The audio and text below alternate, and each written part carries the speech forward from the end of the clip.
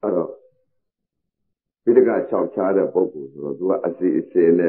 无人路出来个第二把呢说都没西巴比，可能下路个是呢都哈，这是阿里巴巴。不是要纠结的边家项目，是呢，都话都好过，不然啥一路八路，这些的话都没的，不然啥一没老干的，从什么偶尔的比较爱路过的，这啥理解不了都话，好比什么偶尔的比，无人的话都。可能下罗罗飘渺淡那啥个那么大，啥么大着呢？可能下罗么好大，无人的话阿路底下说阿路个马带说阿路底下的好大，把样来路到那不阿个阿路底下说那无人的话阿路个那个底下台呢健康嘛嘞呗。တရားထိုင်တဲ့ဥစ္စာကဒီမဲ့နိဗ္ဗာန်သွားတဲ့လမ်းကြီးပါနိဗ္ဗာန်သွားတဲ့လမ်းကြီးဆိုတာလေးလေးစားစားယုံယုံကြည်ကြည်နဲ့နေလားငါလားကိုလှုပ်ဖို့အရေးကြီးပါတော့တော့အခုတရားဓမ္မတွေကနေပြီးတော့ပင့်ဆောင်လို့လာရပြန်တော့လဲတဲ့ဒီမဲ့လေပြန်ကလည်းနဲတာပေါ့အသွားပြန်ဆိုလို့ရှိရင်မနေဘူးမနေတော့အခုတဝဲမျိုးကြီးလာတဲ့ဥစ္စာစိတ်ကစိတ်ကုန်ပါတယ်ဥပဇင်းတို့တော့မကုန်ပါဘူးတိကဒီဟာပစ်ဆောင်တဲ့ပုံကိုယ်တွေကကုန်တာပါတော့အထက်ဥပဇင်းတို့လည်းအထက်မြန်မာပြည်ကြီးသွားတော့ဟိုကဆွန်းလေးကျွေးရုံမဲ့ဥပဇင်းတို့စိတ်နဲ့ဥပဇင်းတို့တကာနောက်ကတကာဓမ္မတွေကနောက်ကနေပြီးတော့သာသနာပြုတဲ့ပုံကိုယ်တွေကနောက်ကနေပြီးတော့ပြညတ်လို့ဆိုရင်ပကေရိယတွေကပါတာဟုတ်လောကီလို့ဆိုရင်တော့ပကေရိယကပကေရိပကေရိယနေပြီးကားဟာ10စီး12စီး8စီးဒီလိုသွားတစည်းဆိုကားဟာဘယ်လောက်ကုန်လဲဆိုဓာတ်စီကားကြီးပဲဒီမဲ့900 800 1000လောက်ကုန်တယ်အဲ့ဒီလိုပဲသာသနာပြုတာအခုတော့ဒီမှာကသာသနာပြုလာခဲ့တဲ့ဥစ္စာကလည်းတဝယ်မြို့တဝယ်ကတရားတော်မကြီးတွေအခုပင့်ဆောင်တဲ့တရားမကြီးနာမည်ကလည်းမသိပါဘူးလေအခုက3နှစ်ရှိပါပြီလို့ငွေကုန်ကြီးကြခံပြီးတော့ပင့်တဲ့ဥစ္စာဥပဇင်းတို့လာရခြင်းဟာကလည်းပဲတဝဲကတရားဓမ္မတွေဟာဖြင့်သေသေးချာချာသဘောပေါက်ဖို့ဆိုပြီးတော့ဥပဇင်းကအလုသမားစာသမားသက်သက်ပေါ့စာတွေတက်နေလို့ဟောနေတဲ့တရားတွေလည်းမဟုတ်ဘူးမြန်မာနိုင်ငံကြီးမှာဒီမဲ့စာမတတ်ဖင်းနဲ့ရှောက်ဟောနေတာတော့အလုသမားသက်သက်ကြီးအလုပေးသက်သက်ကြီးဘာကြောင့်လဲအပေတကားပိတ်ပြီးတော့နိဗ္ဗာန်ဝင်ရဖို့ပါကိုဆိုပြီးတော့ဥပဇင်းက20နဲ့တလားအယုကြီးအေးခန့်ပြီးတော့လူသေးရင်သေးမသေးတရားရဆိုပြီးကျင့်လာတယ်တရားအလကားတရားမဟုတ်ဒါတရားတရားဓမ္မတွေကငွေကုန်ကြည့်ကြခံပြီးတော့တဝယ်မြို့သူမြို့သားတွေသိကြပါစေဆိုပြီးတော့ငွေကုန်ကြည့်ကြခံပြီးပင့်တာပါပင့်လို့လဲဥပဇင်းတို့ကလည်းတဝယ်မြို့ကြီးဟာအရိယာတွေတော့ပေါ်ရင်ဆိုပြီးတော့တခါတည်းလာတော့ကျင့်ကြံအားထုတ်တဲ့အချိန်ခါမှာလဲတရားဝရိယတတိသမာဓိပညာဘုံ၅ပါးလက်ကင်ထားဖို့အရေးကြီးပါတယ်။ဘာကြောင့်လဲတဲ့တရားဆိုတာပေါ့ဆဆလို့မရအောင်။ဒါကြောင့်မလို့တရားနာလို့ရှိရင်လည်းလေးလေးစားစားလေးနာကြ။တရားနာတာဥစ္စာကလည်းဒီမဲ့တရားနာတော့ဟာတရားဆိုတဲ့ဥစ္စာလောကကြီးမှာစိတ်သုံးစိတ်အရေးကြီးတယ်။ဘုံဆရာတော်ကပြောသွားတာလေ။စိတ်သုံးစိတ်ကဘယ်ဟာလဲတဲ့လောကကြီးမှာအိတ်ချင်တာရယ်မအားတာရယ်ပြင်းတာအဲ့သုံးစိတ်လို့ဖို့အရေးကြီးမအားတာရယ်ပြင်းတာရယ်အိတ်ချင်တာရယ်တရားနာပြန်တော့ရောတဲ့နတ်ပြည်6ထပ်နာရင်နဲ့နတ်ပြည်6ထပ်ရောက်တာရှိနာရင်နဲ့အပေလေးပါရက်ဆင်းသွားတာရှိနာရင်နဲ့နိဗ္ဗာန်ဝင်တာရှိဘယ်လိုကြောင့်နာရင်နဲ့နိဗ္ဗာန်ဝင်တယ်လဲဘယ်လိုကြောင့်နတ်ပြည်သွားတယ်လဲဘယ်လိုကြောင့်အပယ်သွားတယ်မေးစရာအကြောင်းတရားရှိရဲ့အပယ်လေးပါဓာလိုက်ရှင်းတာကဘယ်လိုဟာလဲတဲ့နာရင်နဲ့အပယ်လေးပါရှင်းစိတ်ကိုပြောရင်လို့ဥစဉ်ကကိုယ်စိတ်ကိုဆက်လာတော့စိတ်တွေတော့အကုန်သိတယ်စိတ်အလုပ်တွေကိုဘုရားကနိဗ္ဗာန်သွားတာလည်းစိတ်ပဲအပယ်ကြတာလည်းစိတ်ပဲနတ်ပြည်၆ထပ်သွားတာလည်းစိတ်ပဲဗြဟ္မာ20သွားတာလည်းစိတ်ပဲငရဲခါရတာလည်းစိတ်ပဲအဲ့တော့စိတ်ပဲပြော စိတ်လုပ်တယ်ကိုအဲ့တော့အပေကြတာလည်းစိတ်ပဲဆိုတော့တရားနာရင်းနဲ့အပေကြတဲ့စိတ်တရားနာရင်းနဲ့နတ်ပြည်၆ထပ်သွားတဲ့စိတ်တရားနာရင်းနဲ့တထိုင်နဲ့နိဗ္ဗာန်ဝင်သွားတဲ့စိတ်တရားနာရင်းနဲ့နိဗ္ဗာန်ဝင်သွားတဲ့စိတ်ကဘယ်စိတ်လဲတရားဟောရင်နားနဲ့မနာပဲနဲ့မနောဒွါရစိတ်ကနေပြီးတော့သဘောနဲ့နာလိုက်တော့သဘောပေါက်သွားခန္ဓာသဘောနဲ့နာလိုက်တော့သဘောပေါက်သွားရုပ်ဆိုတဲ့သဘောတရားကဘယ်လိုနာဆိုတဲ့သဘောတရားကဘယ်လိုအကြောင်းကဘယ်လိုအကျိုးတရားကဘယ်လိုဆိုတဲ့သစ္စာလေးပါထိုးထွင်းပြီးတော့သဘောပေါက်သွားတယ်အဲ့ဒါကနိဗ္ဗာန်တောင်းဝင်တာနတ်ပြည်၆ထပ်သွားတာတခါတည်းတရားပီတိဖြစ်ပြီးတော့တခါတည်းကိုနားထဲကမထွက်ဘူးတရားသာကိုတခါတည်းနားထဲမှာတခါတည်းပြစ်သွင်းလာလို့တခါတည်းဖြစ်ပြီးတော့နေတာသစ္စာလေးပါတော့မရဘူးသဘောတော့မပေါက်ဘူးအဲ့ဒီပုဂ္ဂိုလ်ကနတ်ပြည်တန်တယ်ဘာလို့ဟောနေလဲကွာဒီတွေးတော်တယ်ဘာလို့ဟောလဲစာနေကဒီလိုဟောတယ်သူဟောတာဘယ်လိုပဲအကဲခတ်ကိုလည်းမသိပဲအကဲခတ်ဘယ်လိုဟောကြလဲသုံးသပ်တယ်နာရင်ကလာရင်နဲ့ကိုကအကဲဖြတ်ဖို့လာတဲ့စိတ်တရားနာဖို့လာတဲ့စိတ်ကိုလာရင်နဲ့ကအကဲဖြတ်ဖို့လာရင်နဲ့ကအပြစ်ရှုဖို့လာတဲ့စိတ်ကတော့အဲ့ဒါကတော့သူကတော့သွားတာပဲသူကသိမှမသိပဲဟုတ်မသိတော့အဲ့တော့တရားနာရင်နဲ့စိတ်သုံးစိတ်ဟာဖြင့်နတ်ပြည်သွားတဲ့စိတ်ဖြစ်ဖို့အရေးကြီးပါတယ်နိဗ္ဗာန်ဝင်သွားဖို့စိတ်ဖြစ်ပါတယ်လို့အဲ့တော့ဥပဇင်ကအလုသမာတရားထိုင်ပြန်တော့လေတဲ့မျက်စိကြီးတွေဖွင့်ပြီးတော့ဥပဇင်မနေ့ကတော့ကြည့်လိုက်တဲ့အချိန်ကမှတရားထိုင်လိုက်တဲ့ဆိုတော့မျက်စိတွေဖွင့်ပြီးတော့တချို့လည်းဒီလိုနေတယ်ဒီလိုမလုပ်ပါဘူးစိတ်အလုပ်တွေနိဗ္ဗာန်သွားတဲ့လမ်းကြီးထိုင်တဲ့အချိန်ခါမှာခန္ဓာ၅ပါးယုံနာတရားဘုရားလည်းလှူတယ်ခန္ဓာ၅ပါးယုံနာတရားကိုကမ္မထမ်းပြတဲ့ဆရာဦးလည်းလှူတယ်အယုတ်ကြည်ကြည်အရေးခံလူသိရင်သိမသိတရားဒီတစ်တိုင်းနဲ့တော့ငါစမ်းကြည့်အောင်မယ်လို့ဆိုပြီးတော့သိရင်လည်းသိရောငါခန္ဓာ၅ပါးဒါနဥပပါရမီလည်းဖြစ်သွားသီလဥပပါရမီလည်းဖြစ်သွားအောင်သီလပရမတ္ထပါရမီဖြစ်သွားအောင်ဒါနပရမတ္ထပါရမီဖြစ်သွားအောင်ပါရမီအပြား30ဖြစ်သွားအောင်အဲ့ဒီလိုအယုတ်ကြည်ကြည်အရေးခံဆိုပြီးတော့သရဝရိယတတိသမာဓိပညာဘုံ၅ပါးလက်ကင်ထားပြီးတော့တရားထိုင်တဲ့အချိန်ကနေလန်းလာထိုင်တယ်တထိုင်နေနဲ့လည်းအပေလွတ်တယ်တရားဆိုတာကဘာကြောင့်လဲတဲ့တည်ငါယုံနာဟာဖြင့်အခုလာရောက်တဲ့တရားတော်မှလေအသေးအကျင့်ခိုင်းတာနိဗ္ဗာန်ရဖို့မဟုတ်သေးဘူးတရားထိုင်တဲ့အချိန်ခါမှာအသေးအကျင့်ခိုင်းတာသေတတ်ဖို့ဟာကိုဒီဝေဒနာကတော့သတ်မှာသေလို့ရှိရင်ဘုရားကလည်းအထင်ရှားဟောတာဘယ်လိုဟောတာလဲပထဝီဓာတ်တဲ့အာဟောဓာတ်တဲ့တေဇောဓာတ်တဲ့ဝါယောဓာတ်တဲ့ဓာတ်ကြီး၄ပါးရှိတော့ဘုရားကဟောထားတာကပထဝီဓာတ်အခုလာရောက်တဲ့တရားတော်မှလေပထဝီဓာတ်ကသတ်မဲ့ပုဂ္ဂိုလ်လည်းပါမယ်အာဟောဓာတ်ကသတ်မဲ့ပုဂ္ဂိုလ်လည်းပါမယ်တေဇောဓာတ်ကသတ်မဲ့ပုဂ္ဂိုလ်လည်းပါမယ်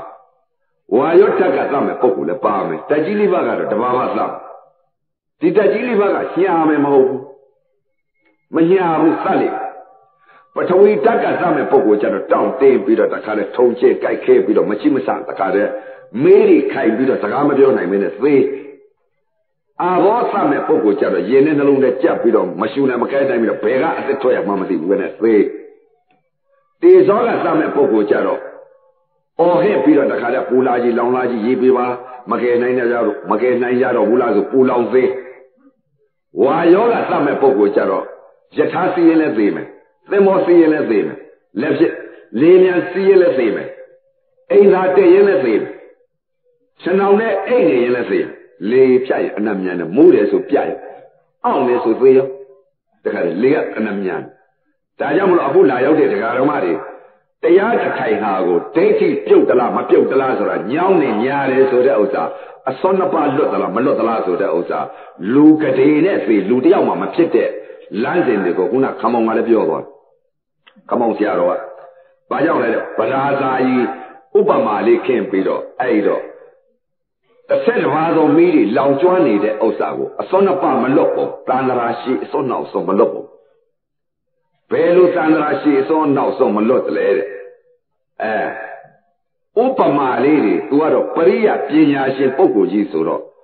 ဥပမာလေးတွေဆောင်းဆောင်ပြီးတော့သူကဟောသွားဘယ်လိုဆောင်းသွားလဲမီးဆိုတာကကျေးဇူးတင်ရမယ်အရာဝတ္ထုလည်းရှိတယ်တဲ့ကျေးဇူးမတင်မဲနဲ့ဒေါသဖြစ်ဖို့ဟာလည်းရှိတယ်တဲ့မီးဆိုတာကတော့အနုထမင်းတွေပါတွေချက်တယ်ရေနွေးတွေပါတွေကြိုတော့သူမီးကျေးဇူးတင်ရအိမ်နေမီးလောင်တော့တယ်မလောင်တဲ့ခြင်းဒေါသဖြစ်တယ်အဲ့တော့ဒါကြောင့်မလို့အဲ့ဒီလိုဥပမာဆောင်ပြီးတော့ခမောင်ဆရာတော်ဘုရားကလည်းဟောသွားတယ်အဲ့တော့ဗရာဇာကြီးဟာလည်းသူနည်းသူစွာပဲတဲ့တကား6ပေါက်ကမျက်စိပေါက်ကယာကမိဒေါသမိမောဟမိဒီတစ်ဆက်တစ်ပါးသောမိတွေတောက်လောင်ပြီးတော့တခါတည်းဗရာဇာရှာလောင်ကျွမ်းသွားအဲ့တော့ဘုရားရှင်ကိုတော်မြတ်နဲ့တွေ့တဲ့အချိန်ခါကျတော့မျက်စိပေါက်ကလည်းတစ်ဆက်တစ်ပါးသောမိတွေလောင်ကျွမ်းတာအေးပြီးငြိမ့်အေးသွားဒါကြောင့်မို့ပုရုษေများတကား6ပေါက်အာယုံကအာယုံ6နဲ့တိုက်ခိုက်တိုင်းဘယ်လိုဖြစ်တယ်လဲဆိုတော့ပုရုษေများတကားကြီးဟောပါဗျာမျက်စိနဲ့မြင်လိုက်တဲ့အချိန်ခါပုရုษင်တို့ဤမျက်စိမှာတဏှာကိတ်အောင်မနေဘူးလားကိတ်အောင်နေပါလေဗျာပုရုษင်တို့ဤနာဟာတဏှာကိတ်အောင်မနေဘူးလားအမြဲကိတ်အောင်ပါလေပုရုษင်တို့ဤနှာခေါင်းမှာတဏှာကိတ်အောင်မနေဘူးလားကိတ်အောင်နေပါလေဗျာပုရုษင်တို့ဤပါးစပ်မှာတဏှာမကိတ်အောင်ဘူးလားကိတ်အောင်နေပါလေဗျာပုရုษင်တို့ဤကိုယ်မှာတဏှာမကိတ်အောင်ဘူးလားကိတ်အောင်နေပါလေဗျာပုရုษင်တို့ဤမနောမှာတဏှာမကိတ်အောင်ဘူးလားကိတ်အောင်နေပါလေဗျာပုရုษင်တို့မြည်စီမှာတကား6ပေါက်အာယုံကအာယုံ6နဲ့တိုက်ခိုက်တိုင်းမျက်စိကလည်းတဏှာကိတ်အောင်တယ်တကကြီးမှန်ပါတယ်ဗျာ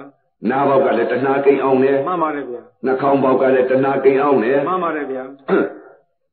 လျှာပေါက်ကလည်းတဏှာကိတ်အောင်တယ်မှန်ပါတယ်ဗျာကိုယ်ပေါက်ကလည်းတဏှာကိတ်အောင်တယ်မှန်ပါတယ်ဗျာမနောပေါက်ကလည်းတဏှာကိတ်အောင်တယ်မှန်ပါတယ်ဗျာအရိယာများကတော့မျက်စိကလည်းတဏှာငြိမ်းအေးတယ်ငြိမ်းပါလေဗျာမငြိမ်းဘူးလားငြိမ်းပါလေဗျာအစွန်းနှစ်ပါလွတ်တယ်လေလွတ်ပါလေဗျာဒိဋ္ဌိတဏှာအစွန်းနှစ်ပါလွတ်တော့ငြိမ်းအေးမနေဘူးလားငြိမ်းအေးချမ်းသာပါလေရှေ့အစွန်းနောက်အစွန်းနဲ့မှန်ပါဗျာရှေ့အစွန်းနောက်အစွန်းဆိုတာဒိဋ္ဌိနဲ့တဏှာပြောတာမှန်ပါလေဗျာမျက်စိနဲ့မြင်စေမှာဒိဋ္ဌိနဲ့တဏှာမှန်ပါလေဗျာနားနဲ့အသံမှာကြားလိုက်တဲ့ကဒိဋ္ဌိနဲ့တဏှာမှန်ပါလေဗျာနှာခေါင်းနဲ့အနံ့နဲ့ထိမှန်လိုက်တဲ့ကဒိဋ္ဌိနဲ့တဏှာမှန်ပါလေဗျာလျှာနဲ့ရတာနဲ့စားလိုက်တဲ့ကဒိဋ္ဌိနဲ့တဏှာမှန်ပါလေဗျာကိုယ်နဲ့အတွေ့နဲ့ထိမှန်လိုက်တဲ့ကဒိဋ္ဌိနဲ့တဏှာမှန်ပါလေဗျာမနောနဲ့ဓမ္မနဲ့ပေါင်းစုံလိုက်တဲ့ကဒိဋ္ဌိနဲ့တဏှာမှန်ပါလေဗျာဒီဒိဋ္ဌိနဲ့တဏှာမှအစွန်းနှစ်ပါးမလွတ်တဲ့ပုဂ္ဂိုလ်မှန်သမျှကတော့တကားကြီး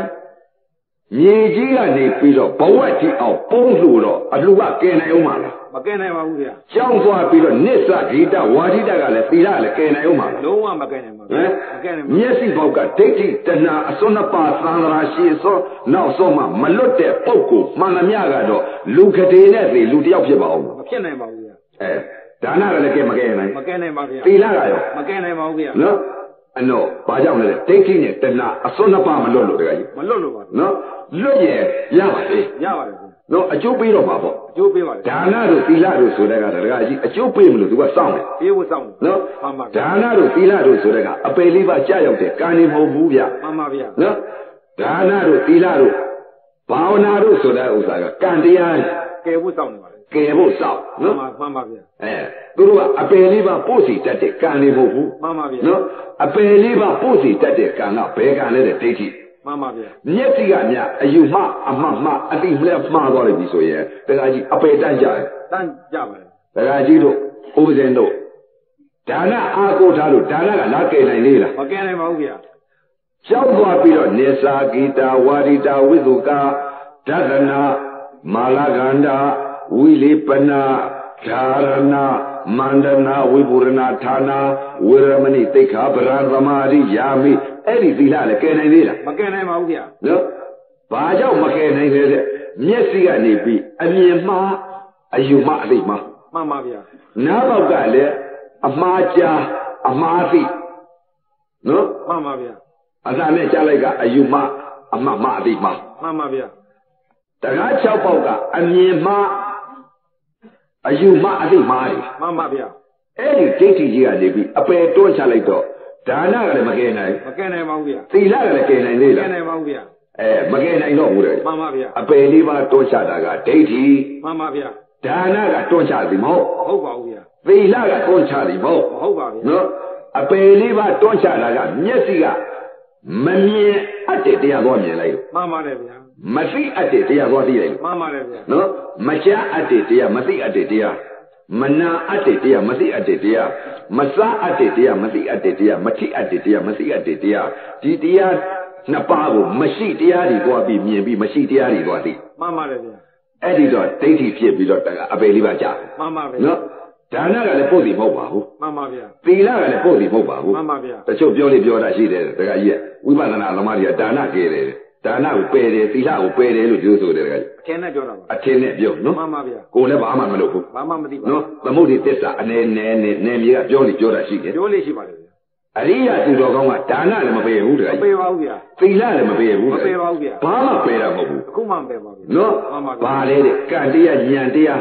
းကံတရားဆိုတာသမုဒ္ဒိသစ္စာ မှန်ပါဗျာ ဉာဏ်တရားဆိုတာပရမတ်သစ္စာ မှန်ပါတယ်ဗျာ သမုဒ္ဒိသစ္စာပရမတ်သစ္စာကံနဲ့ဉာဏ်နဲ့ကံနဲ့ကတ္တကွဲအောင် ကာနဲ့ကတာခွဲရပါတယ် နော်ကံနဲ့ကတ္တရမှမသိလို့ရှိရင်အမြတ်ဆုံးတရားရပါဘူး မရနိုင်ပါဘူးဗျာ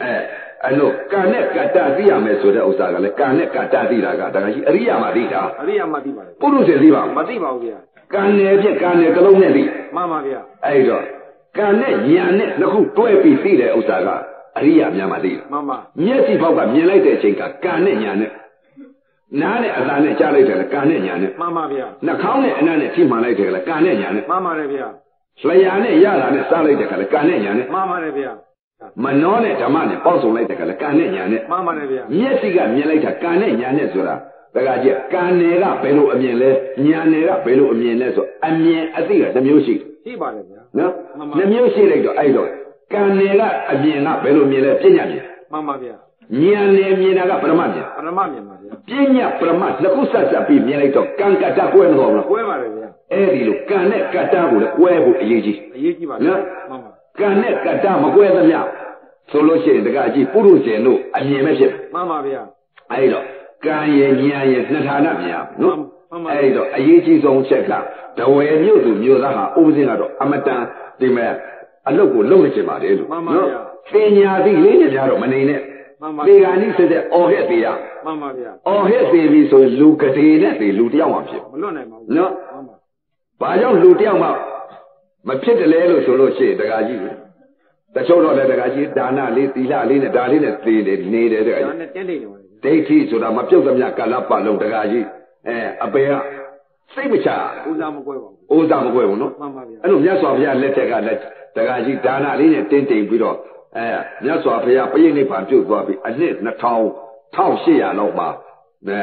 သံဃာယရဏတင်နဲ့အာသောကမင်းကြီးများမကြဘူးလား လူအများကြီးပြေးတော့ပါတယ် အလူအများကြီးပဲ မှန်ပါဗျာ သူ့တဲ့လှူတဲ့ပုံကများရှိပါသေးလား ရှိပါဘူးဗျာ ဇေဒီပေါက်8400 မှန်ပါတယ်ဗျာ ရေကံပေါက်8400 မှန်ပါတယ်ဗျာ နော် မှန်ပါ ကျောင်းပေါက်8400 မှန်ပါဗျာ နော်ဒါတွေလှူသွားတဲ့ခိတ္တိမသားတွေသားသူသားတွေသူသမီးတွေသူသားသူသမီးကယဟန္တာတွေ ရဟန္တာတွေပါဗျာ နော်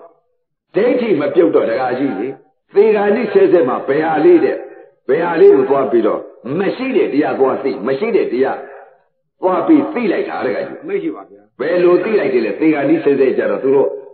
အတိတ်ကသိနေတဲ့အသည့်ကိုတဲ့ကကြီး မှန်ပါဗျာ အတိတ်ကသိနေတဲ့အသည့်ကမရှိတဲ့ဥစ္စာကိုရှိတယ်လို့ထင်ပြီးတော့သူသွားပြီးတော့နံတရားသွားညွှန်လိုက်တာတဲ့ မှန်ပါဗျာ ညွှန်လိုက်တယ်သေဂာနိဆဲဆဲကြတော့တေဇောတလောင်တယ်ဓမ္မတဲ့ကကြီး မှန်ပါဗျာ တေဇောတလောင်တော့ယင်းနေနှလုံးတွေပူးလာတယ်ဓမ္မရဲ့ မှန်ပါ ယင်းနေနှလုံးတွေပူးလာတော့တေဇောတလောင်လာတဲ့အချိန်ခါကျတော့အဲ့ဒီမှာသွားပြီးတော့စိတ်ကလေးကလာရဂတိသွားပြီးညွှန်လိုက်ပြီးတကကြီး မှန်ပါဗျာ လာရဂတိဘယ်လိုလဲတဲ့အနောလောကကြီးမှာ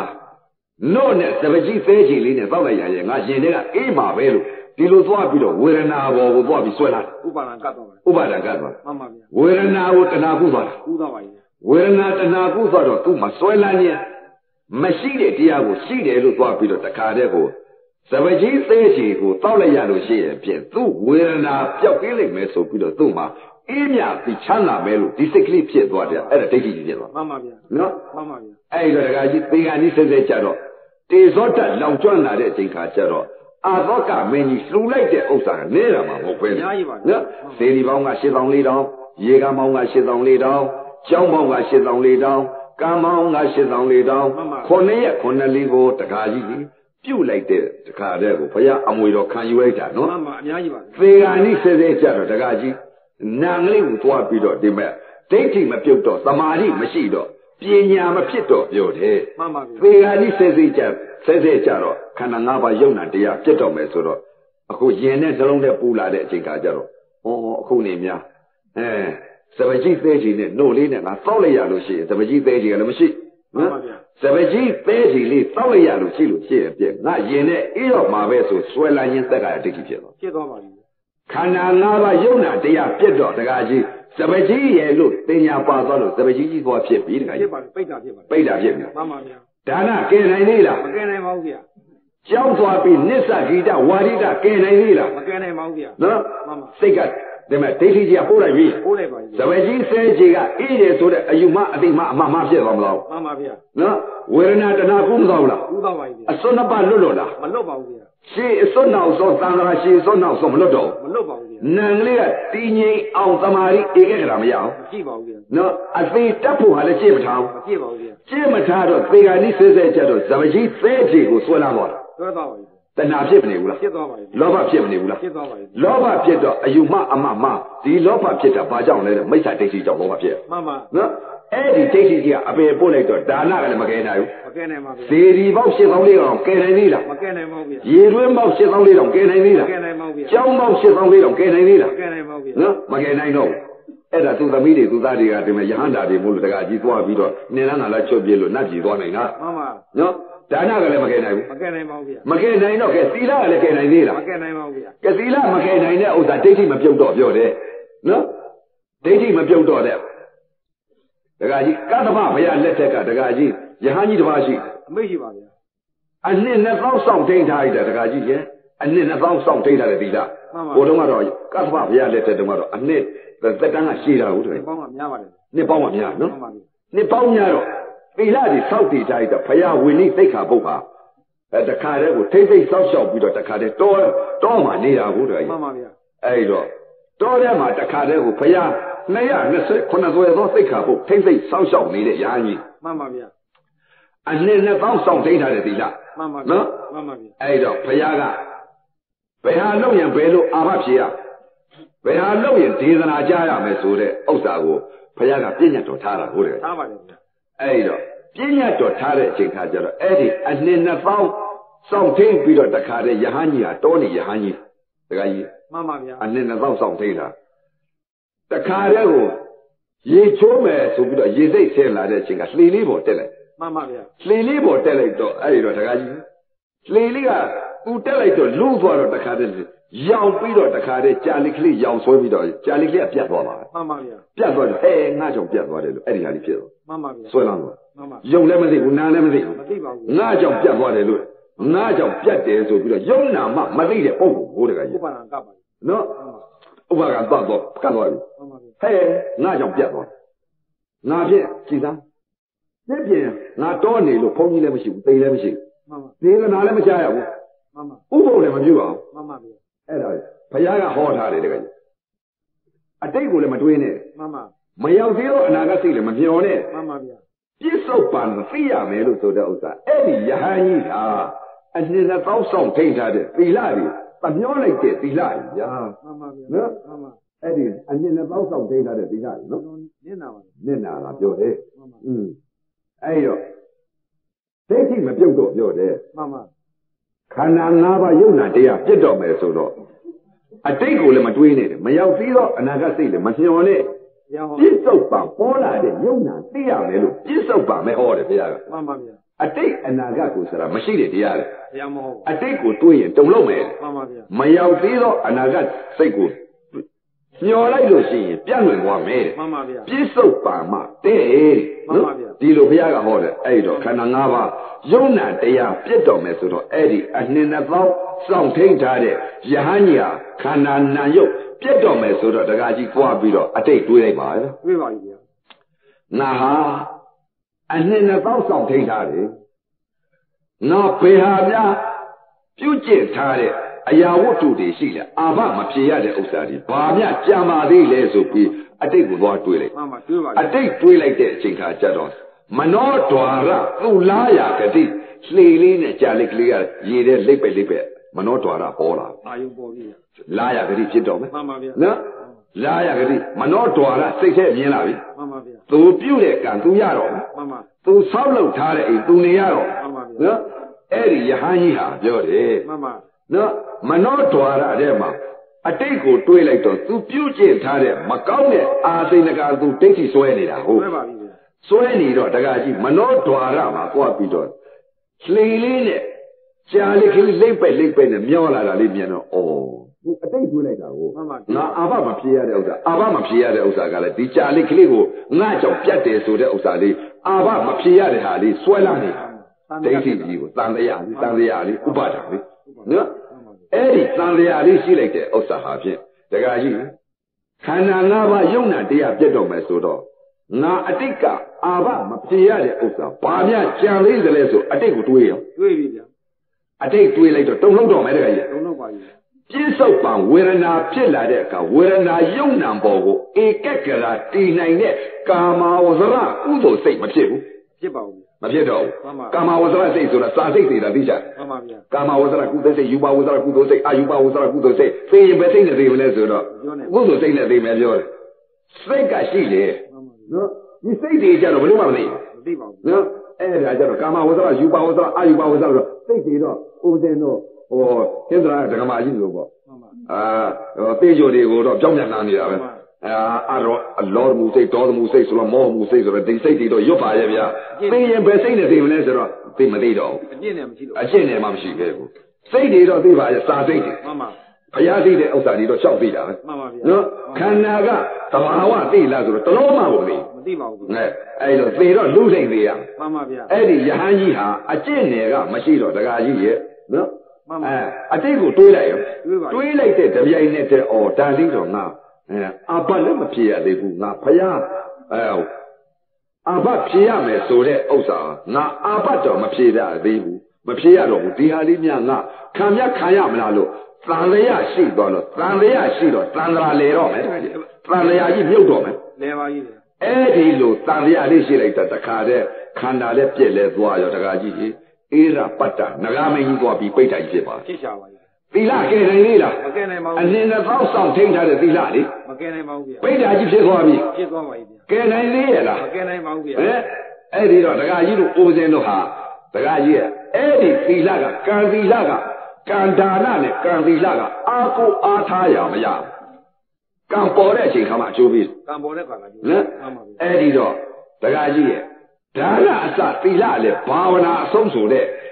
ဟာရှိသေးတယ်တကယ်ရှိပါသေးတယ်ကံဒါနကံသီလကံဘာဝနာမရှိပါဘူးအဲ့ဒါကကံပေါ်တဲ့အချိန်ကအကျိုးပေးနိုင်တဲ့တရားကြောင့်မို့လို့အနှင်းနဲ့တောက်ဆောင်ထိန်းထားတဲ့ကံသီလတွေကိုအတ္တနဲ့ထိန်းထားတဲ့သီလတွေကြောင့်မို့လို့အကျိုးမပေးနိုင်လို့တကကြီးဒီသီလကမကယ်နိုင်တော့ဘူးမှန်ပါဗျာအခုတည်းဒီတကကြီးမြတ်စွာဘုရားလက်ထက်ကြတော့ဒီမဲ့ဘုရားနဲ့တွေ့တာတောင်မှဒီပုဂ္ဂိုလ်ဒီအေရပတ္တနဂါမင်းကြီးကမကျွတ်ရှာဘူးဗျမှန်ပါဗျာနော်ပိဋ္ဌာသက်ကြီးကရှင်းပါပြီနော်အဲ့ဒီတော့တကကြီးဘယ်လောက်များစိုးဖို့ကောင်းလဲနော်နော်အနည်းနဲ့ပေါင်းတကကြီးရေညစာတွေလည်းမစားရဘူးမှန်ပါဗျာဗိုက်စပုတ်တွေလည်းမရှိရဘူးမရှိရပါဘူးဗျာဇပ်ပွဲကြီးတွေကြည့်ပြီးတော့ဒီလိုပိဋ္ဌာကြီးဖြစ်ရင်ကောင်းသေးရဲ့သိပါသေးတယ်လောကီအာယုကာမဂုဏ်တွေနဲ့လည်းပဲဒကမတွေနဲ့လည်းမနေရဘူးမှန်ပါနော်သမီးတွေသားတွေနဲ့လည်းမနေရဘူးအနည်းနဲ့ပေါင်းဆောင်ထိပ်ပြီးတော့တခါတည်းညစာမစားရဘဲနဲ့များအပေလေးပါကြပြီးပိဋ္ဌာကြီးဖြစ်ခံရတဲ့ဥစ္စာဘယ်လောက်နာဖို့ကောင်းတာအလုံးနစ်နာပါလေနော်ဘာကြောင့်ဒီလိုဖြစ်ရလဲဆိုတော့ဒိဋ္ဌိမပြုတ်လို့သန္တရာရှိစွန်းတော့ကုန်မလို့နော်အဲ့ဒါကြောင့်မလို့တကခမောင်ဆရာတော်ဘုရားကြီးကဟောသွားတယ်တကမှန်ပါသန္တရာရှိစွန်းနောက်စွန်းလွတ်ဖို့အရေးကြီးတယ်မှန်ပါဗျာဥပဇင်ကတော့တကကြီးသန္တရာ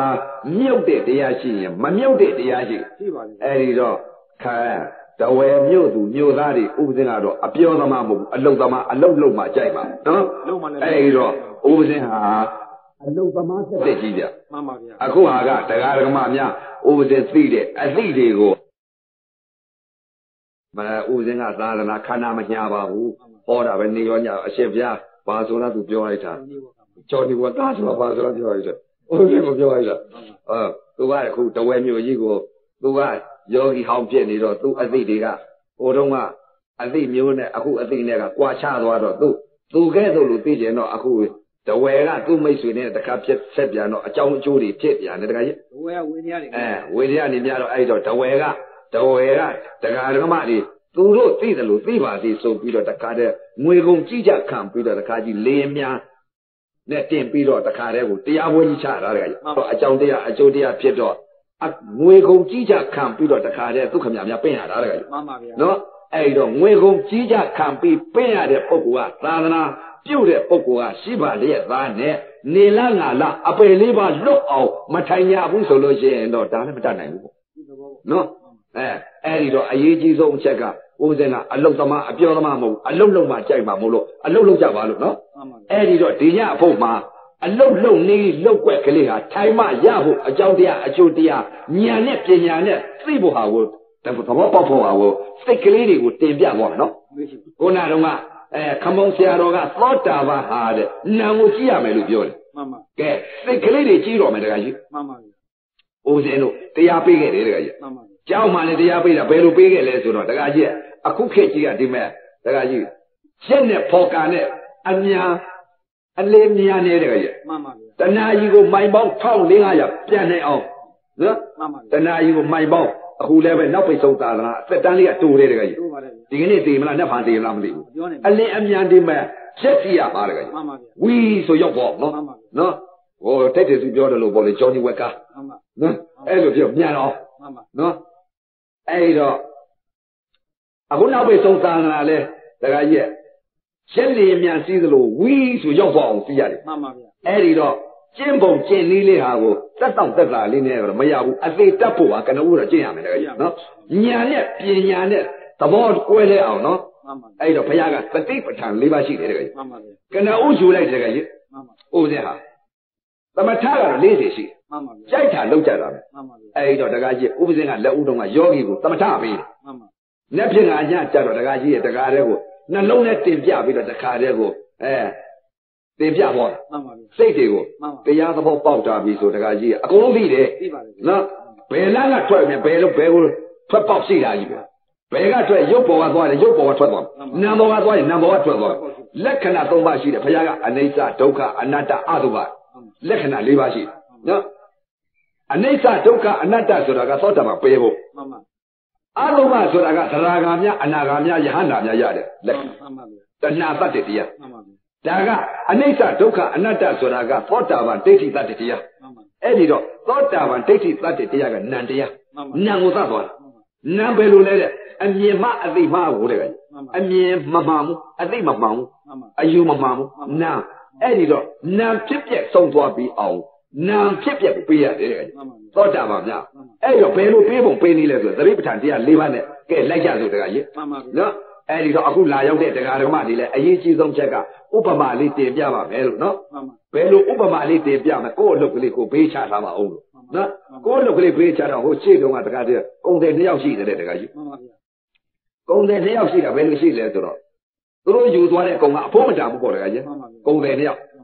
သူတို့ယူသွားတဲ့ကုံကအဖိုးမတန်တော့တကားတဲ့ကုံချမ်းကြီးထားပြီးသွားတဲ့အချိန်ခါကျတော့တော်တော်ဝေးတဲ့အချိန်ခါကျတော့တကားကြီးအမတန်အဖို့တန်နဲ့ပိုက်ဆံလျှော်သွားတွေ့မှန်ပါပိုက်ဆံလျှော်သွားတော့သူတို့ကုံထားသွားတဲ့ကုံကအဖို့မတန်အဖို့မတန်တော့တကားကြီးသူတို့ထားလာတဲ့ကုံတွေကိုထားသွားတဲ့ကုံတွေကိုနှုတ်တကယ်မှန်ပါအဖို့တန်နဲ့ပိုက်ဆံလျှော်တွေထားလာမှန်ပါထားလာတဲ့အချိန်ခါကျတော့လူ2ယောက်ပါပိုက်ဆံလျှော်ထားလာတဲ့အချိန်ခါကျတော့သူတို့ကုံတွေတော့ထားခဲ့ပြီမှန်ပါပိုက်ဆံလျှော်တွေအဖို့တန်တော့အဲ့ဒါတွေထားလာခဲ့ထားလာတော့အဲ့တော့ကုံတယ်2ယောက်ထားလာတဲ့အချိန်ခါကျလမ်းခွလိခွလာခကြီးထားလာတဲ့အခါပင်မနဲ့ပင်မလာတော့လမ်းခွလိခွလာကိုကြတော့တကားကြီးအထဲတွေသွားတွေ့အထဲတွေသွားတွေ့တဲ့အချိန်ခါကျတော့ တရားလူကစဉ်းစားဒါပိုက်ဆံလျှော်လေးဒီပိုက်ဆံလျှော်လေးငါအိမ်ကြရက်ရအောင်အခုအထယ်ဒီတွေ့တော့ငါဒီပိုက်ဆံလျှော်လေးငါမလို့ရင်တော့ဘူးပိုက်ဆံလျှော်လေးငါလွတ်ပြစ်အထယ်ဒီငါကောက်ထားမှာပဲဆိုတယောက်လူကအထယ်ကောက်ထားတယောက်လူကတော့ငါအဝေးကြီးထမ်းလာတဲ့ဥစ္စာအခုချိန်မှတော့ငါမထမ်းတော့ဘူးဟောမလဲတော့ဘူးငါလျှော်ပဲထားမယ်ဆိုလျှော်ထားမှန်ပါဗျာနော်လျှော်ထားနေတယ်ဒါနဲ့ပဲတယောက်လူကတခါကြီးပိုက်ဆံလျှော်လေးထမ်းပြီးတော့အထယ်ထမ်းအထယ်ထမ်းပြီးတခါမိတ်ဆွေနှစ်ဦးကလာကြပြန်ကုန်တယ်တယောက်ကလျှော်ထမ်းတယ်တယောက်ကအထယ်ထမ်းလာတယ်ဟိုတယောက်ကတော့တခါတည်းလျှော်လေးပြစ်ပြီးတော့အထယ်လေးထမ်းလာနောက်တော်တော်လေးဝေးတဲ့အချိန်ခါကျတော့တခါကြီးအထယ်ကနေပြီးငွေတွေတွေ့ပြန်မှန်ပါဗျာငွေတွေတွေ့ပြန်တော့တယောက်လူကနေပြီးကျန်အထယ်ထမ်းရတာများတယ်အထုပ်ကြီးကများတယ်ငါအထုပ်ကြီးဆိုတယ်ငွေတွေငါကပိုက်ထဲလွယ်ထဲထည့်မယ်ဆိုကပိုက်ထဲထည့်နောက်တယောက်လူကတော့အထယ်လည်းမယူငါဒီလောက်တောင်ပင်မအောင်ထမ်းလာရတဲ့လျှော်ရီဟာငါဘယ်တော့မှလွတ်မပြစ်တော့ဘူးငါအိမ်ရောက်ပဲလုပ်မယ်ဆိုလျှော်ပဲထမ်းတယ်လျှော်ထမ်းတယ်အဲ့တော့လျှော်ပဲထမ်းတယ်တယောက်လူကငွေတွေအိတ်တောင်နဲ့ထည့်လွယ်ထဲထည့်တယ်အထယ်တွေထားခဲ့နောက်တော်တော်လေးဝေးကတော့သွားပြန်သွားတဲ့အချိန်ခါကျတော့လန့်ကြတော့တခါရွှေတွေတွေ့ပြန်ရွှေတွေတွေ့ပြန်တော့အဲ့တော့တယောက်လူကငွေအိတ်ထားပြီးရွှေတွေထည့်တယောက်လူကတော့ဒီလောက်တောင်ကဲလာတဲ့ဥစ္စာငါနောက်တော့မှလည်းအထယ်တွေငါမယူခဲ့ဘူးအထယ်တွေကနေပြီးတော့ငွေကြတယ်မယူခဲ့တော့ဘူးဒီဟာဒီတောင်မှမယူခဲ့ပဲနဲ့ဒီရွှေကြမှာတော့ငါမယူခဲ့တော့ဘူးငါထားလာတဲ့ပြည့်စည်ငါအိမ်ရအောင်ထားမယ်ဆိုရွှေလည်းမယူခဲ့ဘူးနော်လျှော်ပဲထားတယ်တယောက်လူကတခါကြီးငွေတွေချပြီးရွှေတွေယူပါရဲ့ရွှေတွေယူကြတော့တခါကြီးသူ့တက္ကမကနေပြီးတော့တခါတည်းရွှေတွေထမ်းလာတဲ့ပုံကိုကြတော့အိမ်ရောက်တဲ့ချိန်ခါကျတော့ထမ်းလာတော့ဘုရားကကြလျှော်ထမ်းတဲ့ပုံကိုကြတော့လျှော်တွေသင်ပြီးတော့အထည်ရအောင်ပါဟုတ်တယ်အဲ့တော့ဟိုကြတော့ငွေတွေထမ်းသွားတဲ့ပုံကိုနဲ့လျှော်ထမ်းသွားတဲ့ပုံကိုတက္ကမနှစ်ယောက်ပါကြည်သားဟိုမှာသူကုံတွေကတည်မြတ်လာခဲ့တယ်ဆိုတော့တယောက်နဲ့တယောက်ကြားတာပါလေမှန်ပါကြီးယောက်ျားပဲလို့လေငါယောက်ျားကတော့တက္ကမအချင်းပေါ့လက်ဦးကလျှော်တွေ့တယ်လျှော်တွေ့တာကအထည်တွေ့တယ်အထည်တွေကလဲပြခဲ့တယ်အထည်တွေထားလာတယ်အထည်တွေကနေပြီးငွေတွေ့တော့ငွေအထည်တွေချပြီးငွေထားတယ်ငွေကနေပြီးတော့ရွှေတွေတွေ့တော့ငွေချပြီးရွှေတွေကျွေးတယ်ဒါကြောင့်မလို့တို့ချမ်းသာတာဟိုတယောက်ကတော့ကြီးယောက်ျားကတော့အထည်တွေ့လည်းမထားဘူးလျှော်ပဲထားတယ်ငွေတွေတွေ့ပြန်တော့လည်းအထည်ရွှေလျှော်ဘူးမချခဲ့ဘူးလျှော်ပဲထားတယ်ရွှေတွေတွေ့ပြန်တော့လည်းရွှေတွေမယူဘူးအထည်ပဲထားတယ်ဆိုတော့အိမ်ကြတော့တကားကြီး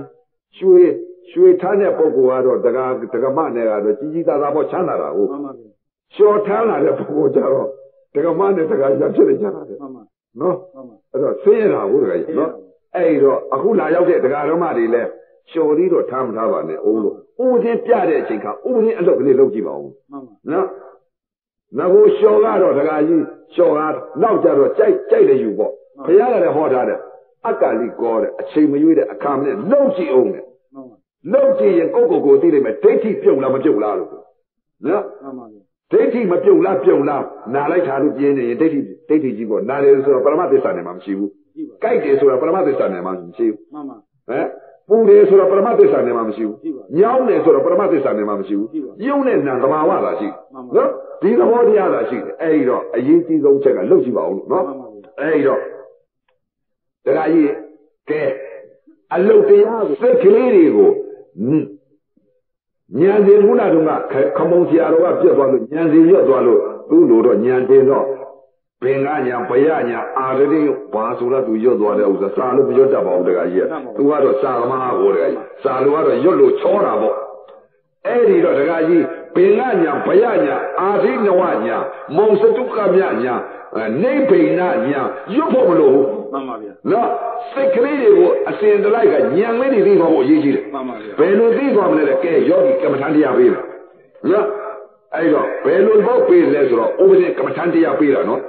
လက်ဦးတုံးကတော့သူများသမထကြီးပေးလို့သမထကြီးပေးရတယ်တကကြီးမှန်ပါဘယ်လိုလဲတဲ့အဲ့တော့အခုလာရောက်တဲ့တရားဓမ္မတွေလည်းပဲသမထလည်းသမထမှသိရမယ်ဝိပဿနာမှသိရမယ်နော်သမထကဘယ်လိုဝိပဿနာကဘယ်လိုဆိုတာဟိုဝိပဿနာ သမထနဲ့ဝိပဿနာဟောဒီလိုစိတ်ကလေးတွေသိသွားမကောင်းလားလေကောင်းပါလေကဲတခါကြီးသမထရိုးရိုးပေးတော့မယ်တခါကြီးမှန်ပါအမေစိတ်ကလေးကိုငြိမ်အောင်လို့နော်မှန်ပါဗျာစိတ်ငြိမ်မှုလေးကိုပေးတော့မယ်စိတ်အလုပ်တွေဟုတ်တယ်အဲ့တော့ယောဂီပုဂ္ဂိုလ်ကိုကဲအာနာပါနသတိပေးရတယ်တခါကြီးမှန်ပါကဲယောဂီအာနာပါနထွက်လေဝင်လေကိုထွက်တာလေးသိဝင်တာလေးသိတယ်ဒါသမထပေးတာမှန်ပါသမထပေးတာနော်အဲ့တော့ယောဂီတွေကျင့်တတ်ဖို့ဟာကိုနော်မှန်ပါထွက်တာလေးသိဝင်တာလေးသိစိတ်ကလေးဘဲမှမသွားစီနဲ့စိတ်ကလေးကိုတည်ငြိမ်အောင်ပေးတာတခါကြီးမှန်ပါဝိပဿနာမဟုတ်သေးဘူးမှန်ပါစိတ်ကလေးတည်အောင်ထွက်တာလေးသိဝင်တာလေးသိထွက်တာလေးသိဝင်တာလေးသိဒါပဲသိဒီလိုပေးမှန်ပါအဲ့တော့ယောဂီကဒါပဲသိခိုင်းတယ်သမထဆရာကခိုင်းနိုင်လို့ရတာကိုထွက်တာလေးသိဝင်တာလေးသိထွက်တာလေးသိဝင်တာလေးသိဒီလိုသိခိုင်းတော့ဒါပဲသိမှန်ပါဗျာကြာထိုင်ပါများလာတော့ဝေဒနာဖြစ်လာလိမ့်မယ်မှန်ပါတင်နာတွေပေါ်လာမယ်တောင်းနာတွေပေါ်လာမယ်ထုံနာတွေပေါ်လာမယ်အောင့်နာတွေပေါ်လာမယ်ကြိုက်တာတွေပေါ်လာမယ်ကြက်တာတွေပေါ်လာမယ်ပူတာတွေပေါ်လာမယ်အီးတာတွေပေါ်လာမယ်လှုပ်တာတွေပေါ်လာမယ်ပေါ်လာလို့ရှိရင်သမထပဲပြီးတယ်မှန်ပါတင်နာပေါ်လာရင်တင်နာအစာတင်နာလည်းတင်နာအဆုံးဒါပြီးလားသုံးစိတ်တည်းပြီးတယ်စိတ်ကိုပြင်းရင်လို့ဒီစိတ်ကလေးဟာဒီဝေဒနာပေါ်မှာဝက်သွားအောင်ဝေဒနာနဲ့ဖားယူတာမှန်ပါဗျာဒီစိတ်ကလေးကအနံ့ပြေးတယ်မှန်ပါပြေးတော့ဒီဝေဒနာပေါ်ကိုသိတတ်ဖို့ဟာကိုဒီဝေဒနာပေါ်စိတ်ကလေးသုံးစိတ်ကလေးကိုတီးအောင်လုပ်ပေးတယ်မှန်ပါဗျာတင်နာပေါ်ရင်တင်နာအစာတီးလိုက်ပါတင်နာအလဲတီးလိုက်ပါတင်နာအဆုံးလေးတီးလိုက်ပါသုံးစိတ်ပဲမဟုတ်လားမှန်ပါအဲ့တော့ယောဂီပေးလိုက်တဲ့အချိန်ခါကျတော့ဝေဒနာတင်နာပေါ်လဲတင်နာအစာတင်နာလဲတင်တဲ့အဆုံးထုံနာပေါ်လဲထုံနာအစာထုံနာလဲထုံတဲ့အဆုံး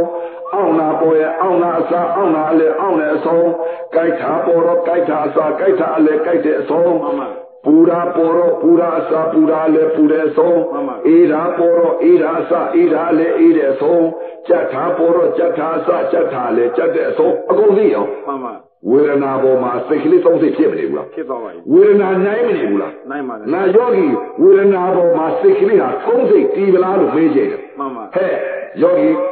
ဝေဒနာဘယ်လိုသိလိုက်တတိတော်တော့ဘုရားဝေဒနာအစတင်းတာအစတင်းတာအလေတင်းတဲ့အဆုံးသဘောဆုံးအောင်ကြည့်ပြီးပါပြီဗျာအော်ငါယောဂီဝေဒနာပေါ်မှာစိတ်သုံးစိတ်ဖြစ်နေပြီဝေဒနာပေါ်မှာစိတ်ကလေးဟာကိုဘယ်မှသူမပြေးနိုင်တော့ဘူးသုံးစိတ်ဖြစ်နေပလားလို့ပြောအဲ့ဒါတခါယူဝိပဿနာများတော့မထင်နဲ့မှန်ပါကြီးစွာသောသမထကြီးမှန်ပါဗျာအဲ့ဒါတော့သမထဝိပဿနာလို့ဖြစ်ဖို့မထင်နဲ့မှန်ပါဗျာကြီးစွာသောသမထကြီးမှန်ပါဗျာနော်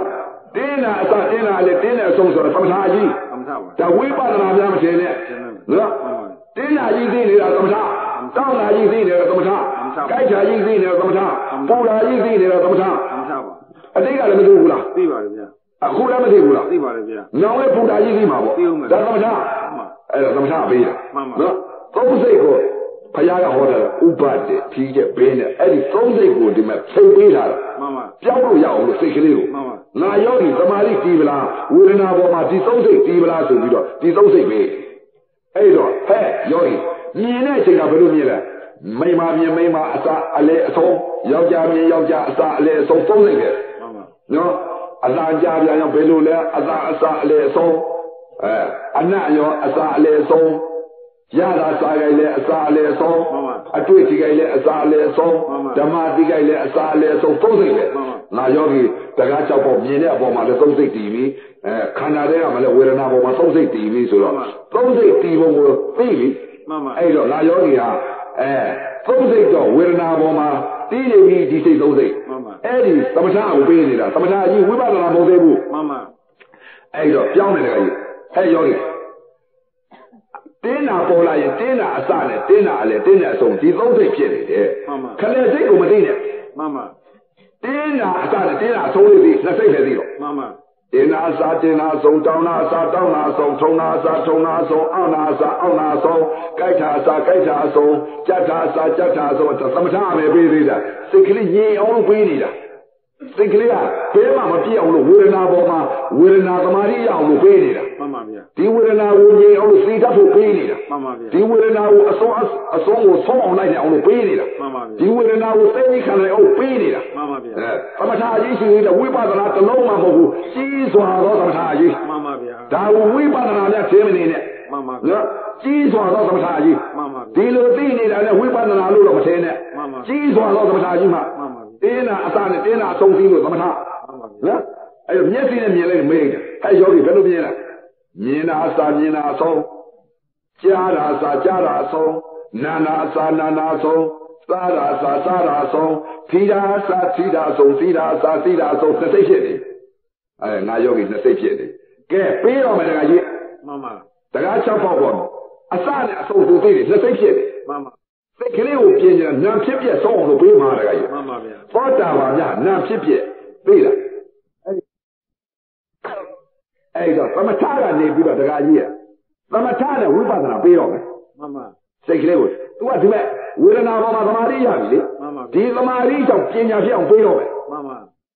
ကမ္မထန်တရားဆိုတာမသိလို့ပေးနေတာမဟုတ်ဘူးမှန်ပါနာတလက်သေးနဲ့သိเสียလည်းမလုပ်ဘူးမှန်ပါဗျာစာတွေကပြနေတဲ့တရားမျိုးလည်းမဟုတ်ဘူးမှန်ပါဗျာခန္ဓာကိုယ်တွင်းဉာဏ်မြင်ပေးနေတဲ့တရားမှန်ပါဗျာနော်မသိလို့ပေးနေတဲ့တရားမျိုးမဟုတ်ဘူးမှန်ပါဗျာအဲ့တော့စိတ်တွေကိုအခုဟာပြည့်ရင်အစဉ်ပြင်းရင်ခဏဆိုတဲ့ဥစ္စာစိတ်တွေကိုပြင်ပေးနေတာမှန်ပါဗျာယောဂီအဲ့တော့စိတ်နဲ့စိတ်ဖြစ်မနေဘူးလားမဖြစ်နေပါဘူးတင်းနာအစတင်းနာအဆုံးဖြစ်မနေဘူးလားဖြစ်နေပါအဲ့တော့သမထနဲ့ဝိပဿနာပေးတော့မှန်ပါဗျာသမထနဲ့ဝိပဿနာဆိုတာအဲ့တော့တဝယ်မျိုးသူမျိုးသားတွေလည်းသမထနဲ့ဝိပဿနာသမထရိုးရိုးကြီးကဘယ်စိတ်သမထနဲ့ဝိပဿနာဆိုတော့ဘယ်စိတ်ဆိုတာစိတ်ကလေးကိုဘာသာလို့တင်ပြောသွားလို့ရှိရင်နောက်ကြတော့လူလိန်ခံမခံရတော့ဘူးပေါ့မှန်ပါအဲ့တော့လူလိန်ခံရမှန်ပါနော်အဲ့တော့သမထနဲ့ဝိပဿနာပြောမယ်မှန်ပါစိတ်ကလေးကိုတင်တော့မယ်တခါကြီးမှန်ပါသမထနဲ့ဝိပဿနာပေးတော့မယ်လက်ဦးတော့ကတော့သမထရိုးရိုးကြီးမှန်ပါဗျာအဲ့တော့ကဲသမထနဲ့ဝိပဿနာစိတ်ကိုပြင်းပြီးတခါကြီးမှန်ပါအဲ့ယောဂီတင်းနာအစတင်းနာအဆုံးတော့နှစ်စိတ်တော့ဖြစ်နေပြီဒီနှစ်စိတ်ကိုမသိနဲ့တော့ဒီနှစ်စိတ်ပဲပြောင်းမယ်မှန်ပါဘယ်လိုစိတ်ပြောင်းရမှာလဲဆိုတော့တင်းနာပေါ်လာရင်တင်းနာအစတင်းနာအဆုံးမသိနဲ့တော့ဖြစ်လာတဲ့သဘောတရားလေးပြက်သွားတဲ့သဘောလေးဒါသိလားနှစ်စိတ်ပဲနှစ်စိတ်ချင်းပြောင်းလိုက်တာမှန်ပါခုနကတော့တင်းနာအစတင်းနာအဆုံးသိတဲ့စိတ်သမထစိတ်အခုဟာဖြစ်လာတဲ့သဘောတရားပြက်သွားတဲ့သဘောတရားနှစ်စိတ်ပဲအတူပြောင်းပေးတာဟိုစိတ်ကနေပြီးဒီစိတ်ပြောင်းရမှန်ပါဖြစ်လာတဲ့သဘောတရားသိလိုက်တော့ပြက်သွားတဲ့သဘောလေးလည်းသိလိုက်တော့ဆိုတော့ဖြစ်တင်းနာအစတင်းနာအဆုံးမသိတော့ဘူးဖြစ်လာတဲ့သဘောတရားရဲ့ပြက်သွားတဲ့သဘောတရားရဲ့သိပြီအဲဒီတော့တင်းနာပေါ်လာလဲဖြစ်လာတဲ့သဘောတရားပြက်သွားတဲ့သဘောတရားတောင်းနာပေါ်လာလဲဖြစ်လာတဲ့သဘောတရားပြက်သွားတဲ့သဘောတရားထုံနာပေါ်လာလဲဖြစ်တဲ့သဘောတရားပြက်တဲ့သဘောတရားအောင်လာတာပေါ်လဲဖြစ်တဲ့သဘောတရားပြက်တဲ့သဘောတရားကြိုက်တာပေါ်လဲဖြစ်တဲ့သဘောတရားပြက်တဲ့သဘောတရားပူတာပေါ်လဲဖြစ်တဲ့သဘောတရားပြက်တဲ့သဘောတရားဖြစ်တဲ့သဘောတရားကသမထမှန်ပါပြက်တဲ့သဘောတရားလေးသိလိုက်တာဝိပဿနာမှန်ပါသမထနဲ့ဝိပဿနာအဲ့ဒါဟောပြီဗျာဟောပြီမဟုတ်လားမှန်ပါအဲ့ဒါညံစင်လေးတွေတက်သွားတာဘယ်ကညံဘယ်ကညံလို့ဖို့လိုသေးလားမလိုပါဘူးနော်အဲ့ဒါညံစင်လေးနံဖြစ်ပြက်ဆုံးပြီလို့ဖို့မလိုပါဘူးဗျရွတ်ဖို့လည်းမလိုပါဘူးဗျဘယ်ကညံဘယ်ကညံဆိုတော့ဖျားသိတာကိုသိတာမဟုတ်ဘူးနော်သင်္ခါရုပ္ပကညံနိဗ္ဗာန်ညံဆိုဖျားသိတာကိုသိတာမဟုတ်ဘူးကိုသိရမှာကဘာလဲစိတ်ကိုပြင်သိရနော်အဲ့တော့တခါကြီးသမထနဲ့ဝိပဿနာမဖြစ်ဘူးလားဖြစ်ပါပြီဖြစ်လာတဲ့သဘောပြက်တဲ့သဘောသူသိပါပြီသိလိုက်တော့ဟိုစိတ်ကနေပြီးဒီစိတ်ပြောင်းရင်မှန်ပါစိတ်ကလေးတွေပြင်းလာတာမှန်ပါဟဲ့မြင်တဲ့ပေါ်ဘယ်လိုမြင်လဲယောဂီခန္ဓာတွေက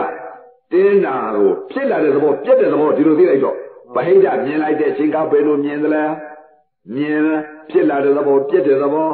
ကြားလိုက်တဲ့အလားနဲ့ဖြစ်တဲ့သဘောပြက်တဲ့သဘောနားလိုက်တဲ့အနာနဲ့ဖြစ်တဲ့သဘောပြက်တဲ့သဘောစားလိုက်တဲ့ရသားလည်းဖြစ်တဲ့သဘောပြက်တဲ့သဘောထိလိုက်တဲ့အတွေ့လည်းဖြစ်တဲ့သဘောပြက်တဲ့သဘောသိလိုက်တဲ့စိတ်ကလေးလည်းဖြစ်တဲ့သဘောပြက်တဲ့သဘောလှမ်းသွားပြန်လည်းဖြစ်တဲ့သဘောပြက်တဲ့သဘောချလိုက်ပြန်လည်းဖြစ်တဲ့သဘောပြက်တဲ့သဘောထိုင်ပြန်လည်းဖြစ်တဲ့သဘောပြက်တဲ့သဘောယူပြန်တော့လည်းဖြစ်တဲ့သဘောပြက်တဲ့သဘောပေါက်ပြန်တော့လည်းဖြစ်တဲ့သဘောပြက်တဲ့သဘောအိတ်လိုက်ပြန်လည်းဖြစ်တဲ့သဘောပြက်တဲ့သဘောအဲ့ဒါသမထဝိပဿနာခေါ်တယ်အဲ့ဒီလိုဖြစ်တဲ့သဘောနဲ့ပြက်တဲ့သဘောပြက်တဲ့သဘောဆိုသမထဝိပဿနာတွဲမနေဘူးလားတွဲပါပြီသမထနဲ့ဝိပဿနာဖြစ်နေပြီနော်ကဲသမထဖြုတ်မယ်ဖြုတ်တော့မယ်နော်စိတ်ကလေးပြင်တော့မယ်ဟဲ့ယောဂီဖြစ်တဲ့သဘောမသိနေတော့ဖြုတ်ပြီဒါကမ္မထမ်းပြတဲ့ပုံကပေးရမှာဖြစ်တဲ့သဘောမသိနေတော့ပြက်တဲ့သဘောတစ်ခုတည်းကြည့်ပြက်တဲ့တစ်လုံးနဲ့ပြီဖြစ်တဲ့သဘောဖြုတ်ချလိုက်သမထကိုဖြုတ်ချလိုက်ဖြစ်တဲ့သဘောဖြုတ်ချလိုက်တော့တင်းနာပေါ်လဲပြက်တဲ့သဘောတောင်းနာပေါ်လဲပြက်တဲ့သဘောထုံနာပေါ်လဲပြက်တဲ့သဘောအောင့်နာပေါ်လဲပြက်တဲ့သဘောကြိုက်တာပေါ်လဲပြက်တဲ့သဘောကြက်တာပေါ်လဲပြက်တဲ့သဘောပူတာပေါ်လဲပြက်တဲ့သဘော ပြက်တဲ့သဘောသူတစ်လုံးနဲ့ဖြစ် မှန်ပါဗျာ မြင်လိုက်တဲ့အချိန်ကပဲလို့မြင်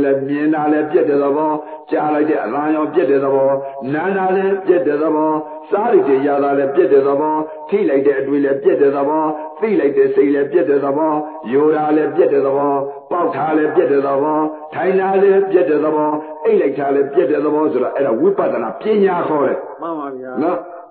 ဝိပဿနာပညာဆုံးနေပြီ မှန်ပါသုံးပါဗျာ ဆုံးနေပြီနော်ဝိပဿနာပညာမဖြစ်ဘူးလားကဲဝိပဿနာပညာကနေပြီးတော့ကဲပြောင်းမယ်လောကီနဲ့လောကုတ္တရာကြား မှန်ပါ လောကီနဲ့လောကုတ္တရာကြားပြောင်းမယ် မှန်ပါဗျာ ယောဂီနင်အတိတ်ကလည်းပြက်ခဲ့တဲ့အခုလည်းပြက်တုံနောင်လည်းပြက်နေအောင်မယ်မပြက်ဘူးလား ပြည့်အောင်ပါဗျာ အဲ့တော့ပြက်တာရှိလို့ရှိရင်မပြက်တဲ့သဘောရှိတယ် ရှိပါဗျာ မပြက်တဲ့သဘောရှိလိုက်တော့ဆိုပြီးတော့ဓာတ်ကြီးလေးပါဤသဘောတရားကိုပြောင်းပေး မှန်ပါ ဘယ်လိုပြောင်းရုပ်သဘောကိုတင်ပေး မှန်ပါ ယောဂီခန္ဓာတွေကအစဉ်ဝိပရိနာမအစဉ်ပြောင်းလဲနေတဲ့သဘောတရားကြည့်လိုက်စမ်း မှန်ပါ တင်လိုက်တောင်းလိုက်ထုံလိုက်ကျင်လိုက်အောင့်လိုက်မျက်စိကလည်းဖြူတာမြင်လိုက်ဝါတာမြင်လိုက်မဲတာမြင်လိုက်ရှည်တာမြင်လိုက်တိုးတာမြင်လိုက်ဖောင်းတာမြင်လိုက်ပိန်တာမြင်လိုက်ဝါတာမြင်လိုက်မျက်စိကလည်းပြောင်းလဲနေတာပြောင်းလဲမြင်တတ်တဲ့သဘောအစဉ်တွေကလည်းပြောင်းလဲနေတတ်တဲ့သဘောသံဌာနတွေကလည်းပြောင်းလဲနေတဲ့သဘော မှန်ပါ အသံတွေကလည်းခွေးသံဝက်သံပေသံကျက်သံတက္ကမအသံတကာအသံလေးဒီဟိုသံအသံတွေကလည်းပြောင်းလဲတတ်တဲ့သဘောနားကလည်းအသံတစ်ခုပေါ်လာမှပြောင်းလဲကြားတတ်တဲ့သဘော မှန်ပါ အနတ်တွေကလည်းမွေးလိုက်သင်လိုက်ဆိုတာပြောင်းလဲနေတဲ့သဘော မှန်ပါ နှာခေါင်းကလည်းအနတ်တစ်ခုပေါ်လာမှပြောင်းလဲနံတတ်တဲ့သဘော မှန်ပါ ရတာကလည်းချိုးလိုက်ချင်းလိုက်ငန်းလိုက်စက်လိုက်ပူလိုက်ခါလိုက်ရတာယုတ်ကလည်းပြောင်းလဲတတ်တဲ့သဘောလက်ရကလည်းပြောင်းလဲတတ်တဲ့သဘော မှန်ပါ အတွေ့ကလည်းတင်လိုက်တောင်းလိုက်ပြောင်းလဲတတ်တဲ့သဘောကိုယ်ကလည်းပြောင်းလဲ မှန်ပါ မနှောကလည်းပြောင်းလဲ မှန်ပါ ရုပ်ဆိုတဲ့သဘောကအစဉ်ဝိပရိနာမအစဉ်ပြောင်းလဲတဲ့သဘောပဲရှိတယ်ဆိုတော့သူမြင်သွား မှန်ပါဗျာ တကယ်ပြောင်းနေတာပဲမဟုတ်လား တကယ်ကြောင်းနေပါလေ နော် မှန်ပါ တော်ကြာမြင်လိုက်တော်ကြာမမြင်လိုက်တော်ကြာမြင်လာလိုက်တော်ကြာမမြင်လိုက်တော်ကြာမြင်လာလိုက်တော်ကြာမမြင်လိုက်တော်ကြာဖြူလာမြင်လိုက်တော်ကြာမဲတာမြင်လိုက်ဒါဝိပရိနာမအစဉ်ပြောင်းလဲနေတတ်တဲ့သဘောမဟုတ် ကြောင်းလွှဲနေပါ ရုပ်ဤသဘောတရားပြောင်းလဲ မှန်ပါ အဲ့ကြတော့မှရုပ်ဤယထဘူတညာအမှန်မြောင်တခါတည်းတင်ပေး မှန်ပါဗျာ ခန္ဓာတွေကလည်းရုပ်ဤသဘောတရားမဟာဘုတ်ဘူရိယုံသဘောတရားကအစဉ်သူသဘောကပြောင်းလဲနေတာတွေ့နေမယ်တင်လိုက်တောင်းလိုက်ထုံလိုက်ကျင်လိုက်အောင်းလိုက်ဆိုတော့ပြောင်းလဲနေတယ်မို့ မှန်ပါ မျက်စိကလည်းပြောင်းလဲတယ်နားကလည်းပြောင်းလဲတယ်ဆိုတော့တခါတည်းမြင်ပါရော မှန်ပါဗျာ တလောကလုံးမြင်တာလည်းပြောင်းလဲတယ်ကြားတာလည်းပြောင်းလဲတယ်နားတာလည်းပြောင်းလဲတယ်စားတာလည်းပြောင်းလဲတယ်ထိတာလည်းပြောင်းလဲတယ်သိတာလည်းပြောင်းလဲတယ်အကုန်ပြောင်းလဲတယ် မှန်ပါ သဘောလေးမြင်သွား မှန်ပါ အဲ့ဒီလိုပြစ္ဆုတ်ပါမြင်နေပြီပြောင်းလဲတတ်တဲ့သဘောလေးမြင်တော့တခါကြီးဘုရားကအဲ့ဒါယူပပရိသေတညာ မှန်ပါ ဉာဏ်စီရွတ်ဖို့လိုသေးလား မလိုပါဘူးဗျာ ပြောင်းလဲတတ်တဲ့သဘောလေးကိုမြင်နေတာနော်ပြစ္ဆုတ်ပါ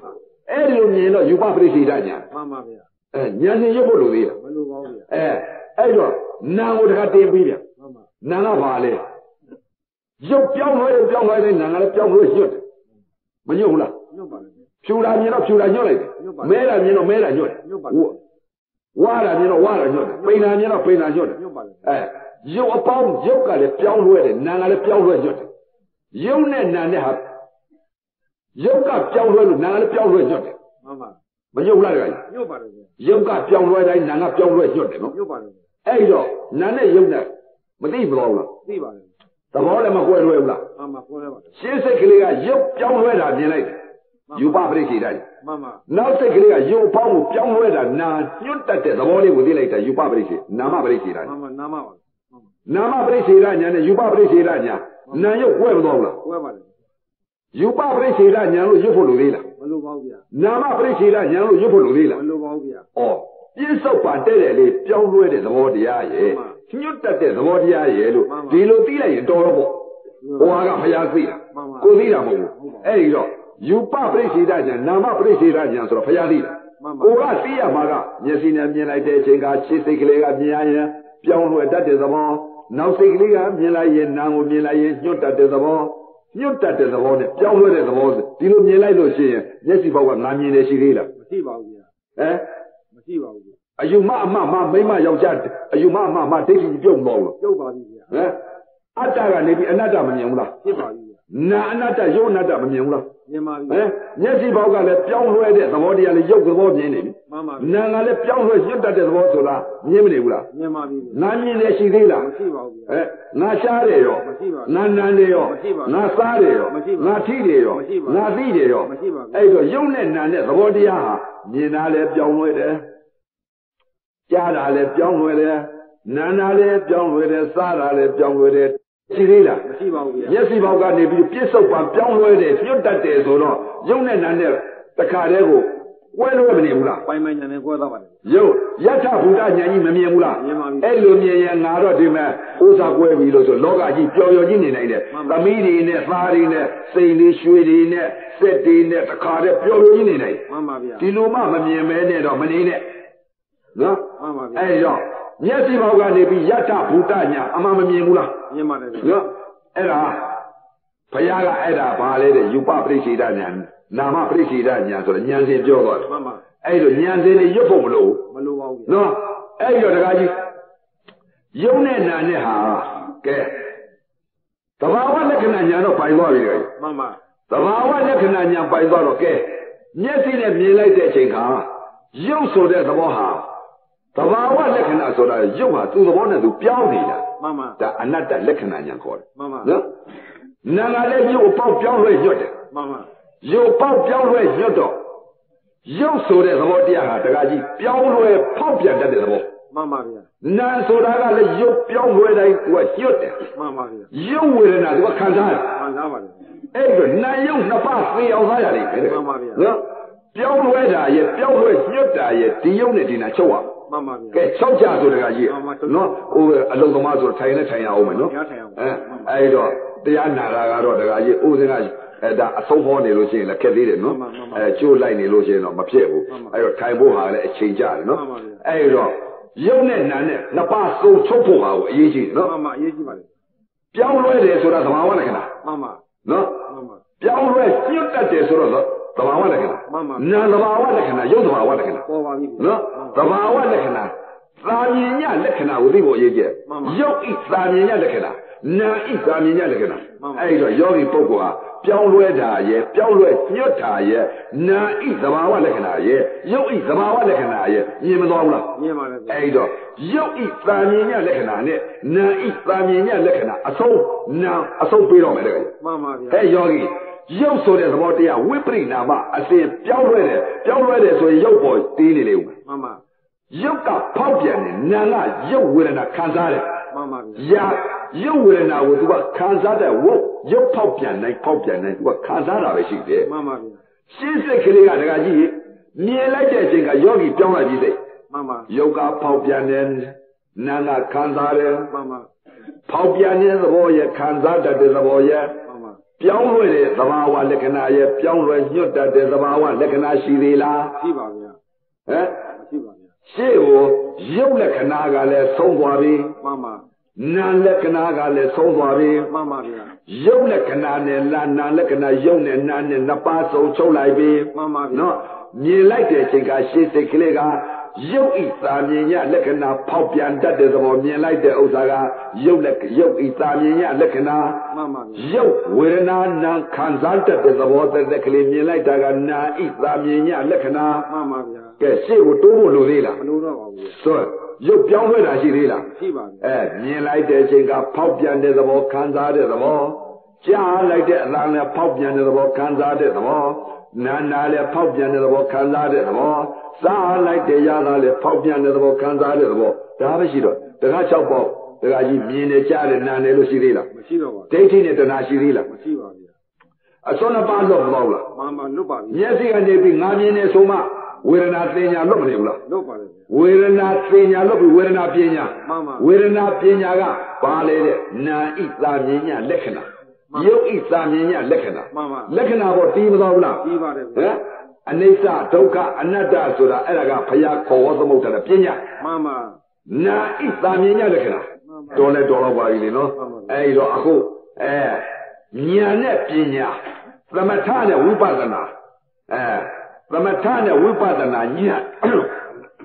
ဉာဏ်နဲ့ပညာဝိပဿနာဉာဏ်ဝိပဿနာစိတ်သိ စ္စာလေးပါးတရားတော်များကြီးဟောကြားဟောဆုံးမှဩဝါဒပေးရတဲ့အကျိုးအာနိသင်ကြောင့်အခုလာရောက်တဲ့တရားဓမ္မတွေမနုဿတဒုံလဘရာကေသောတရားလူရဲလို့ဖြစ်တဲ့ချိန်ကမြတ်စွာဘုရားနောက်ပိတ်ဆုံးသာသနာတော်ကြီးနဲ့ပြီးတဲ့ချိန်ကဓမ္မယရနာတွေလည်းပွင့်လင်းတဲ့ချိန်ကသုံးလည်းပြီးတဲ့ချိန်ကသမထဝိပဿနာတရားကျင့်ညာအထုတ်နိုင်ကြပြီးအတိတ်ကာလတုန်းကအဝိဇ္ဇာအမြင်အသိတွေခြင်နေပြီးအခုပြစ္ဆုတ်ပံကာလရုပ်ဤသာမြင်ညာလက္ခဏာနာဤသာမြင်ညာလက္ခဏာမြင်နိုင်သိနိုင်ရနိုင်ကြပါစေကုန်သောသတ